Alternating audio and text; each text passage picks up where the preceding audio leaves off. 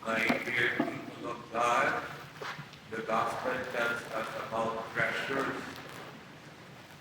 At naalala ko yung kanta ni Bruno Mars, Treasure.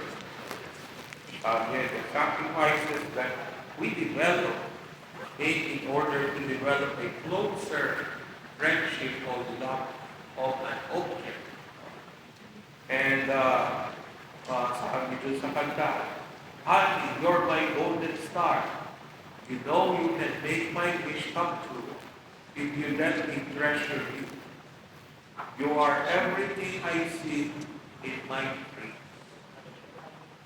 Kaya sabi nga kay Jesus, where your heart is, there is your treasure. Kaya maganda, na nung ako'y seminarista, sa class namin, ay ako ay naging treasurer. Ingat yaman, taga-ingat yaman. Pag sinabi natin treasure, ay yun ang pinagkakainat-ingatan natin. Kaya, tanungin natin sarili natin, ano ba yung ating yaman? Ano ba yung pinagkakainat-ingatan natin? Nung ako'y treasurer, nung ako'y naging parish priest, hindi lang pinagkakaingatan ko yung personal money ko, yung allowance ko, yung ibinigay sa akin, sa ba dapat ito gagastusin. Ganon din ay yung pondo ng community, funds ng parokya, nababayaran ba yung kuryente ng parokya, yung tubig, yung pangsweldo ng parish staff, natutustusan ba yung social action? Kasi ang pinagkakaingatan natin, yung ating tungkulin din. Hindi lang yung personal nating belongings. No? Kaya maganda po na matutunan ng buong bansang Pilipinas, no, na hindi lang natin pinagkakaingatan yung personal bank account natin. Pagkakaingatan din natin yung ating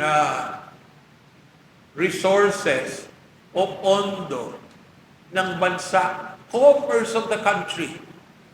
Hindi natin hahayaan kurakutin, pagsamantalahan. Kaya nga dapat be watchful. Lagi isinisigaw, mga kurakot, ikulog na yan. Ayaw natin yung yaman ng bansa ay kinukuha lang ng mga gahaman. Para bang ginagatasan ang pondo ng bayan. Kaya maganda. Ako'y naging treasurer ng aming classmates. No? Naging treasurer din ako ng aming Boaset, no? Yung aming school magazine, seminary magazine. Dapat di isang kusin, walang mawala, accountable. No? Magsusulit tayo ng buong buo na walang nawawala. Kasi pinagkakaingat-ingatan natin. Kaya sabi dito, yung yaman na pinagkakaingatan, merong isang tao, nakita niya doon sa isang lote, merong Yamashita treasure. Nung madiscover niya, tinabunan niya ulit. Sabi niya, sa akin mapupunta yan. Yun ang aking magiging yaman. Andoon ang buong puso ko. Bebenta ko yung aking farm tools, yung tractor ko. Bebenta ko yung mga na-harvest ko. Bibiling ko yung loteng yon para nasa akin yung yaman na yon. Sabi pa dito sa Ebanghelyo, nag-swimming ka, nag-dive ka, scuba diving, nakita mo yung perlas, no? Nandoon sa ilalim ng dagat. At sabi mo, napakaliking perlas, kakaiba. No, para ba yung nakita sa Palawan? Ang laki-laki. Binenta siguro na ang worth $104 million. At yung nakakuha, yan yung mga badyaws na sumisisid na walang scuba equipment. Dahil sa kahirapan, gustong merong kikitain ang pamilya sa pagdadive. Kaya sabi yun ang pinakamalaking perlas na nakuha ng isang badyaw na siya'y yumaman. At sabi pa, ay yung yaman din natin, sabi yan yung dragnet, yung lambat na inihasik natin sa dagat at ng ating inihila, nakuha natin iba-ibang isda. Pero may nakuha din tayo ng mga basura kasi merong mga pasaway na nagtatapon ng basura sa dagat. Kaya sabi, pagdating ng harvest time, pagdating ng judgment time, no, ihiwalay ang basura doon sa magagandang isda. Parang sinasabi, ihilahin ng mga anghel yung mabubuting tao mapupunta sa langit. Yung mga basura pasaway na tao itatapon sa impyerno. Kaya maganda, tayo ba'y masasabi magiging yaman ng ating dakilang lumikha? Kaya tinatanong ko kung minsan, ano ba yung yaman? Pinagkakaingat-ingatan natin. Alam nyo, isang halimbawa na doon ko nakita yung pag-iingat yaman, si Neil Balawa, ahente ng Life Plan, St. Peter, music ministry member ng St. Peter community. Pinatawagan ko siya, may kaibigan ako at yung kasambahay namin gusto kong kumuha kami ng Life Plan. No? Kasi yung tatay niya sa Tacloban ay nag-aagaw buhay, nagkasakit kaya umuwi ng 3 buwan. Wala kaming yaya, wala kaming cook sa bahay. Kaya lagi kaming grab food. Pero si Neil, nung tinatawagan ko, Father, hindi kita maasikaso ngayon. Binigay sa akin ni Ate Selly yung kanyang number. Father, andito ko sa Isabela. Nahulog yung tatay ko sa hagdan. Ingat yaman ko ang mga magulang ko. Umuwi ako ng ilang araw. Ngayon lang kararating. Kasi birthday niya bukas. Happy birthday, Neil. Kaya pagbaba niya pa lang kanina, nakita ko na yung dinuguan. At bandihadong pansit. Sabi ko, may misa ko 11:30.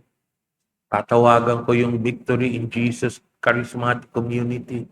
Pwede ba? Cancel na yung misa. Hindi Father, huwag naman. Kahit malate kayo. Masarap yung dinuguan ni Neil. Umuwi siya kasi pina-MRI niya, pina-X-ray niya ang kanyang tatay. Ngayon lang umuwi. 4 na araw na yata siya nandoon. Kaya sabi ko, maganda ang treasure ni Neil. Sana ganun din po tayo. Meron tayong pinagkakaingat-ingatan. Yung ayaw natin masaktan. Ayaw natin merong mangyari sa kanya. Tatandaan ko rin. Si Sister Den, nadulas. Nagka-konting sugat. No, lahat ng members ng community, nagte-text na, nag-prayer group intentions. Father, include Tita Del. Nasa ospital siya ngayon. Kaya sabi ko, ang dami pala natin yaman. Hindi lang pala pera. Hindi lang palang buhay natin pera-pera. Tao pala, pinagkakaingat-ingatan natin. Pagkakaibigan, pinagkakaingat-ingatan natin. Lalo na ang pangalan, ang reputasyon. Tatawagan kang honorable, excellency, pero kurakot ka. Pero masama kang politiko. Masama kang public servant. Magnanakaw ka. Di ba mas maganda? Pinagkakaingat-ingatan natin. No, something, someone, no, worth dying for.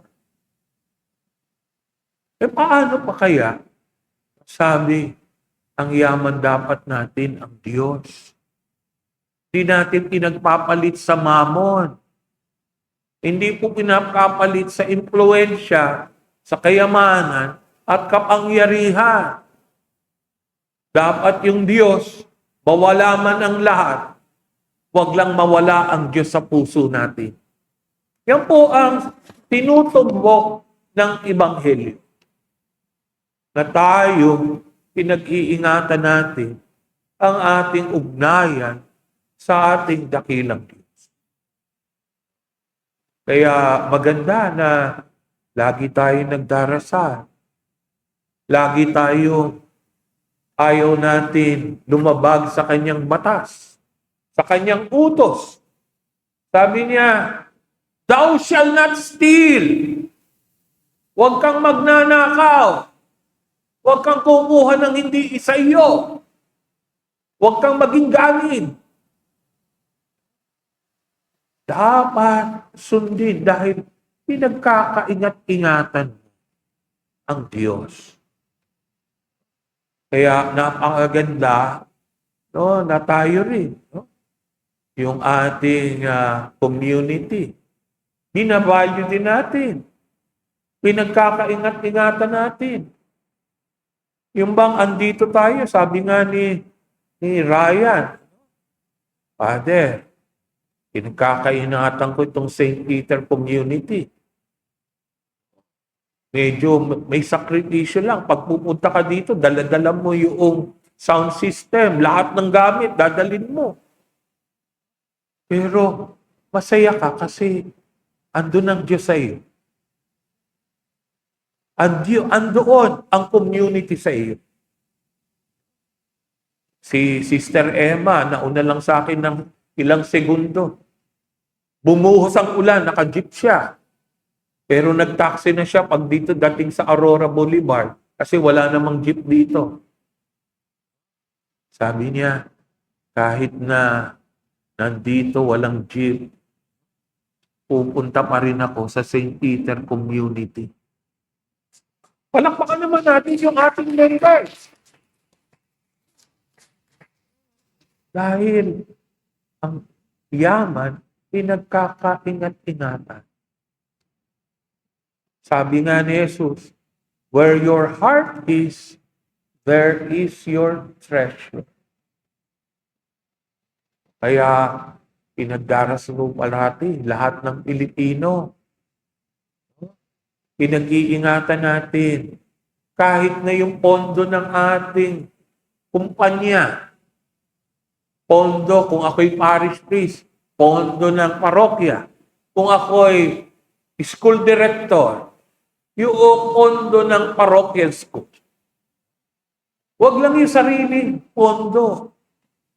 Unahin natin pagkaingatan, ano yung pinagkatiwala sa atin, responsibilidad natin. Hindi naman akin yan eh. Pero parish priest ka. Hindi naman akin yan. Pero ikaw yung treasurer ng kumpanya. Bakit yung pababayaan mo? Di ba accountable ka dyan? Kaya pagdasal po natin, lahat tayo may pinag-iingat-ingatan. Ang Diyos, ang ating mga magulang, ang pinagkatiwala natin sa ating responsibilidad. Alam po ngayon, July 26, kapistahan po dapat ni San Joaquin at ni Santa Ana. Ako po ay tubong taga Santa Ana, Manila. Doon po ako galing. Pero minamahal po namin ng kapistahan ng mga lolo at lola ni Jesus. Kasi sila ang magulang ni Maria. Kaya makita nyo, nung ma-aksidente si Tita Der, naalala ko yung mga salita ni Brother Ernie Bordeos. Sabi niya sa akin, Father, sabi ko kay Ate Sally, at saka kay Gigi, bantayan nyo si Tita Der. Kung pasawayan, lakad ng lakad, gustong lumabas, nag-iisa, kapusin nyo, talian ninyo. Para hindi yan kung saan pupunta. Kaya maganda po yung lolo-lola natin ay ating yaman. Huwag po natin pabayaan. Tatandaan ko, seminarista pa ako, graduating sa philosophy sa San Carlos. Inassign kami ni Monsignor, ngayong Bishop Arguelles. Nagkita lang kami kahapon dahil yung pamangkin niya, house blessing sa Lipa, Batangas, best friend ko. Kahit malayo, kasi treasure ko ang mga kaibigan ko eh. Pinag-drive ako ni Virgie. 2 oras yun. Travel time. Pero doon ko nakita, nung makita ko si Monsignor Bishop Arguelles, retired ng Bishop ng Batangas, inassign kami sa Mother Teresa of Calcutta, Home for the Aged in Tayuman. Inassign kami doon sa Immaculate Conception Parish. Katabi po yung Home for the Aged. Yung mga madre ni Mother Teresa, ngayon ay santa na. Magang-maga pagka-breakfast namin, pupunta na kami doon. Tatanggalin namin yung bedsheets, may pupo, may dugo, kasi may TV yung ibang lolo at lola.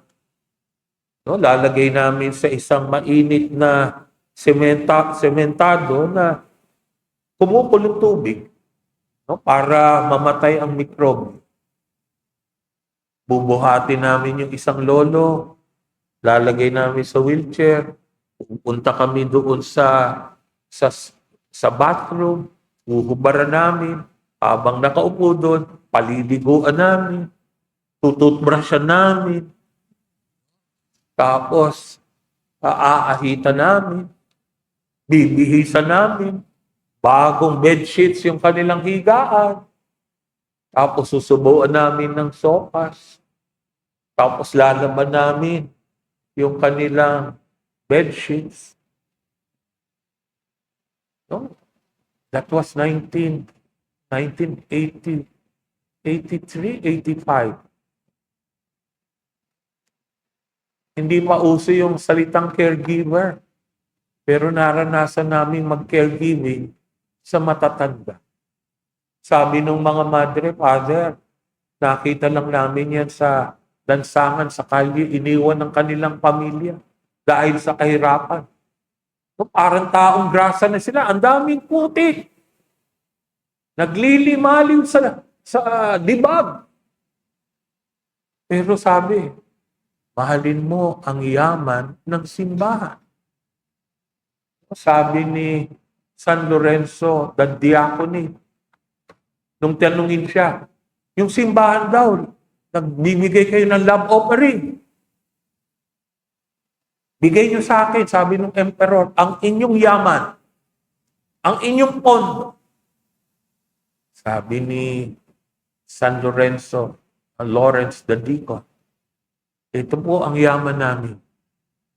Mga pudubi, mga PWD, mga matatanda, mga balo. Lahat po ng contributions, pinapakain po namin sila, binibisa. Yan po ang aming yaman. Yan ang aming treasure. Kaya sabi sa atin, mahal ba natin yung ating kapwa? The poorest of the poor. Yaman yan ng simbahan. Kaya pag naalala ko yung experience ko sa Home for the Aged ni Mother Teresa of Calcutta sa Tondo, sa Tayuman, naalala ko, sino ba yung ating pinagkakaingat-ingatan? Bakit po meron tayong outreach program? Bakit po yung ating mga kumpanya meron pong social responsibility, corporate social responsibility? Kasi yan po yaman ng bansa natin. Kung walang naghihirap, mayaman at maganda ang bansa natin. Kung nawawala ang pondo, paano natin aalagaan ng lahat ng mga ampunan? Yung mga lugar na walang hagdan, yung para sa mga pilay, mga putulang paa, dapat yan. Hindi lang natin mamahalin yung mga manpower, yung mga nagtatrabaho. Dapat mahalin natin bawat Pilipino. Kasi yan po ang yaman at dignidad ng bansa natin. So, mag-isip-isip tayo, who is our treasure? Amen.